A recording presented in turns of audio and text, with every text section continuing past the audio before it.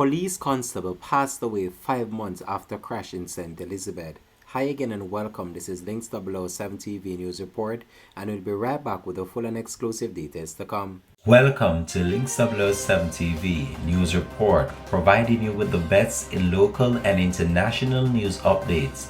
This is a place where you can get the most reliable and informative news information. Links 007 TV News Report.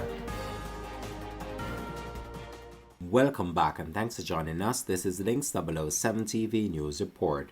5 months after a police constable was involved in a motor vehicle crash in Black River, St. Elizabeth while on his way to a probationer's exam, he has passed away.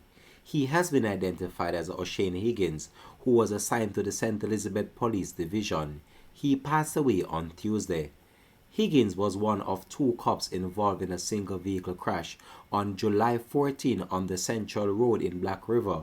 At the time, it was reported that one of the police officers received injuries involved in the crash while the other was in critical condition. They were both transported to hospital. The Jamaica Police Federation, in a death announcement on Wednesday, said that Higgins had been hospitalized up to the time of his passing.